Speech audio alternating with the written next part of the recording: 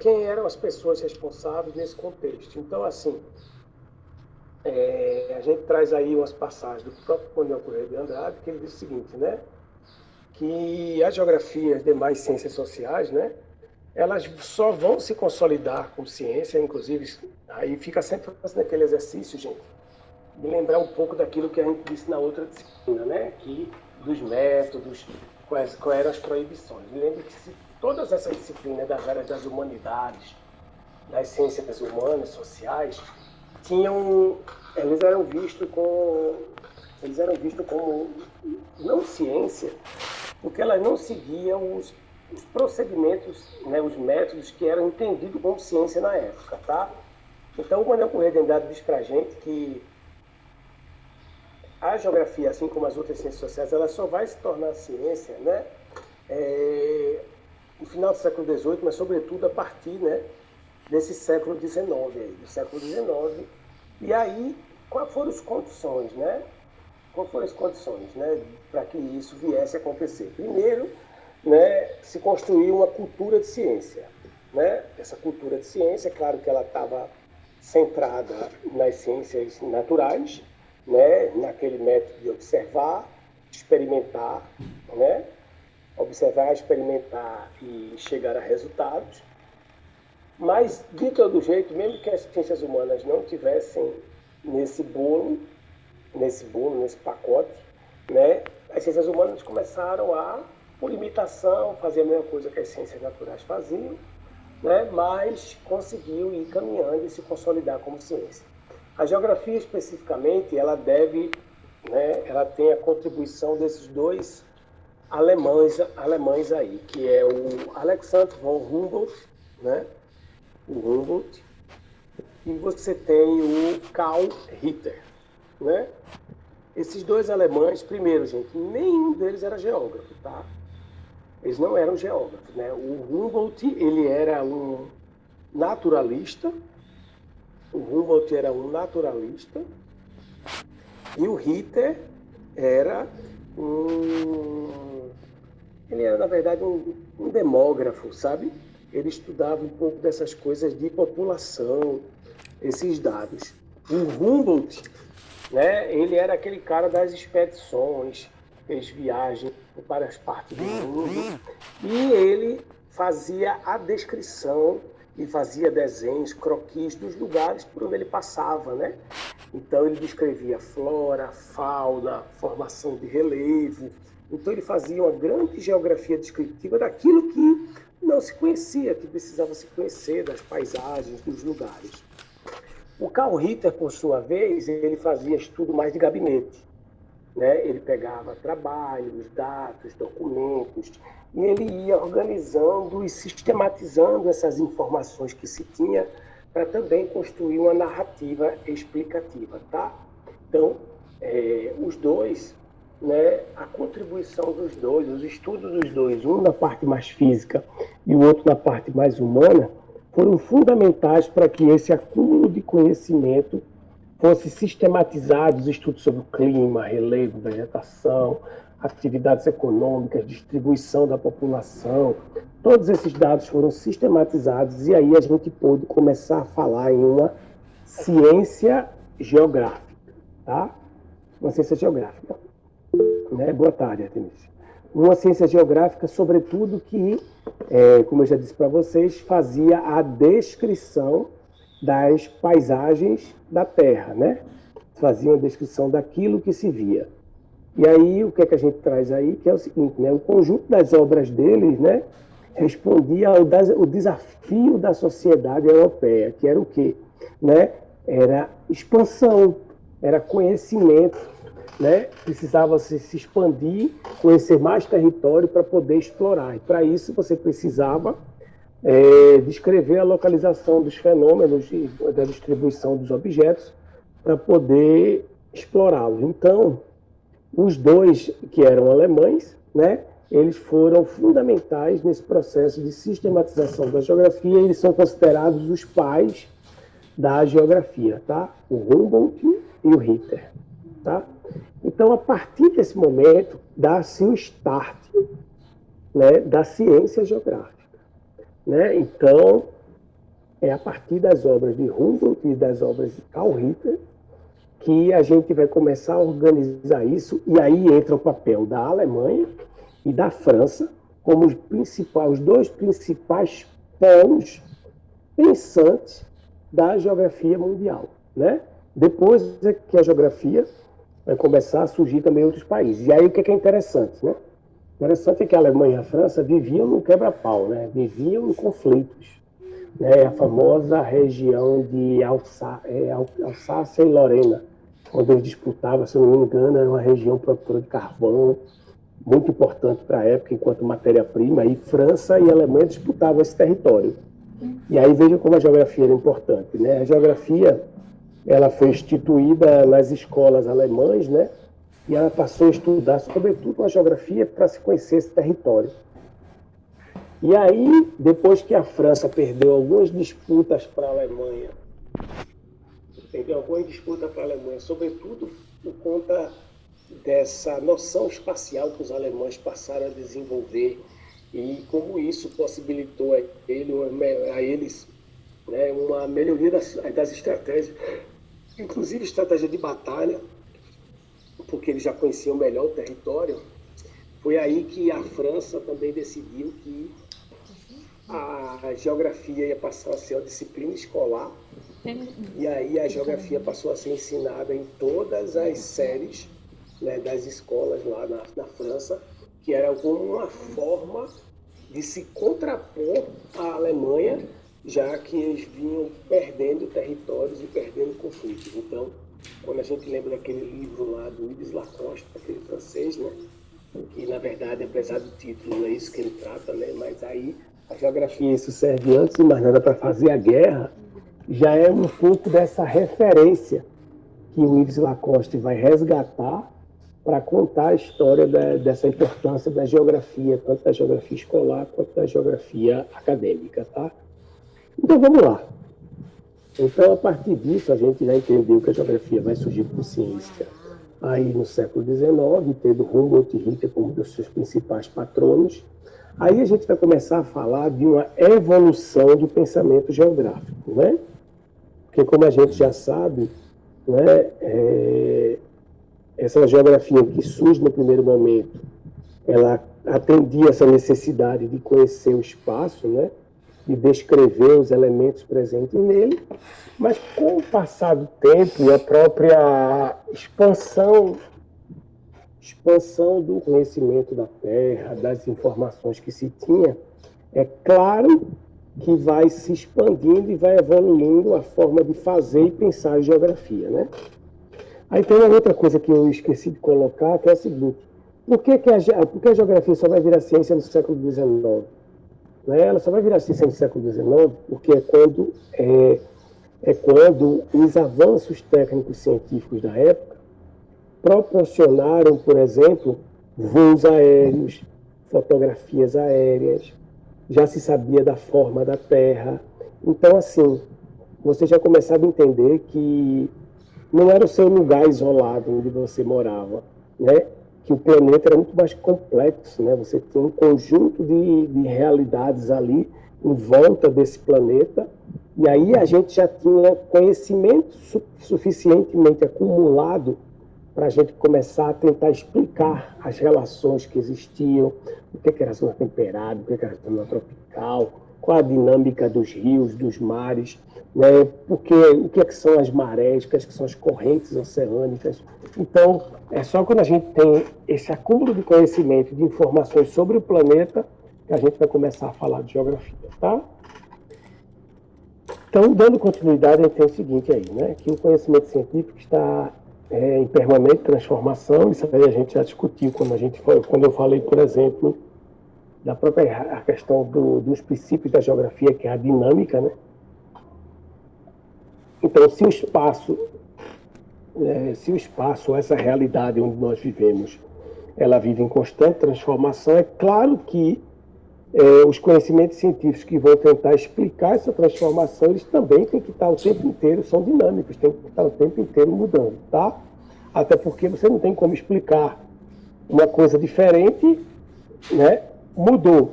Então, a explicação que servia para agora não vai servir para depois. Você tem que construir uma outra narrativa para explicar aquilo, ou para tentar entender aquilo e explicar o que está acontecendo. São as próprias transformações, as mudanças que ocorrem, tá? E aí, a gente sabe que quando a gente estuda história, mas a geografia também faz isso, o exemplo do Milton, faz-se necessário, né, a gente periodizar, né? Periodizar, mesmo sabendo que toda periodização é sempre, como é que eu posso dizer? É sempre intervenção humana sobre a realidade, sobre um ponto de vista, tá? O que eu quero dizer com isso? Eu quero dizer o seguinte, gente, que assim, se eu for contar a história do pensamento geográfico, né? Essa história do pensamento geográfico, ela tem várias formas de eu tentar contá-las, né? Eu posso contar pela contribuição dos seus principais estudiosos, eu posso contar pela própria obra dos principais pesquisadores, eu posso contar pela contribuição social, posso dividir também essa história pela questão das correntes filosóficas que embasaram cada pensamento. O que eu quero dizer com isso é que, do mesmo jeito que dividir um espaço em regiões parte de critérios do pesquisador, qualquer recorte que você faz na história para tentar estudá-la ou explicar é sempre também um posicionamento do pesquisador, tá? E aí, nesse sentido, é claro que vão existir várias divisões dessa evolução do pensamento geográfico, né? Tem várias propostas de tentar organizar como é que isso evoluiu. Nessa disciplina, né, ou na verdade na maioria dos cursos de geografia, procura-se sobretudo nos cursos, né, nos anos iniciais de geografia, adotar sobretudo uma evolução, uma periodização dessa evolução, né, que seja mais, como é que eu vou dizer, genérica possível, né?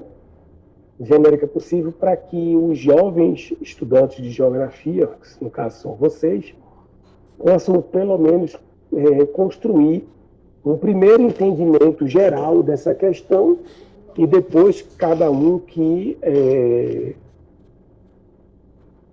verticalize, ou seja, que aprofunde mais aquilo que interessa a ele dentro dessa temática, tá? Aí, dito isso, a primeira... Dito essa questão da periodização dessa evolução, né, a segunda coisa que é interessante a gente pontuar é justamente a questão do objeto de estudo da geografia, né? Aí, como a gente já falou na outra disciplina, hoje o objeto de estudo da geografia, pelo menos aquele que é mais aceito entre aqueles que estudam geografia, é o espaço geográfico, né? É o espaço geográfico. Mas nós sabemos que ao longo da evolução do pensamento geográfico, a paisagem, né, barra região, né, sobretudo na geografia tradicional, a alemã, e sobretudo na geografia francesa que chega no Brasil, é justamente o estudo das regiões geográficas, ou a descrição das paisagens regionais. Era isso que era fazer geografia. Né? Depois a gente passa para a ideia, já na geografia teorética quantitativa, a gente já passa. Vou lembrando da outra disciplina, tá, gente? A gente já passa para uma discussão de um espaço relativo, né? Um espaço relativo, mas que esse espaço, a ideia não é que ele fosse objeto de estudo, mas é um espaço relativo, tempo, distância. E aí você tem, sobretudo, ainda a região como uma categoria analítica, né, nessa abordagem, mas não é mais a mesma região da geografia tradicional. Essa região é a região dos dados estatísticos, dos modelos matemáticos, como a gente já discutiu também. Depois, na geografia crítica, a gente vai ter o espaço social, né, ocupando lugar central, o espaço. E na geografia humanística você tem, sobretudo, o lugar, né, ocupando isso, uma posição central. Percebam que, assim, o território, ele, a princípio, por exemplo, ele nunca foi o nosso principal objeto de estudo, ele sempre foi uma ferramenta, um conceito-chave complementar, né, para esses estudos, né? Aí, o que é que o autor diz aí para a gente aí? Ó?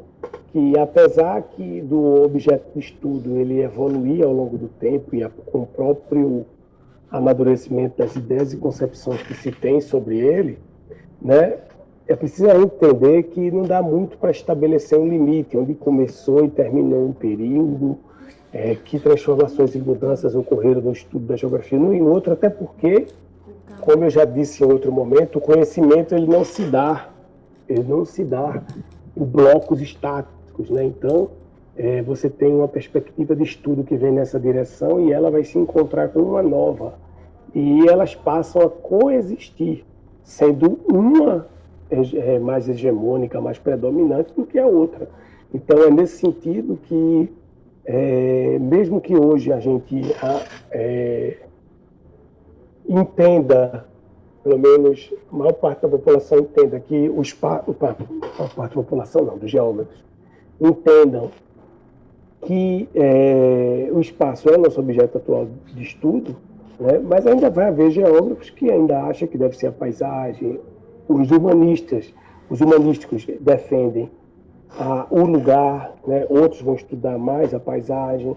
Então percebam que não há um pensamento único, um pensamento, né, homogêneo nesse entendimento, tá? Então, se a gente está falando de evolução do pensamento geográfico, então a gente agora tem que tentar se debruçar um pouco nesses períodos, né?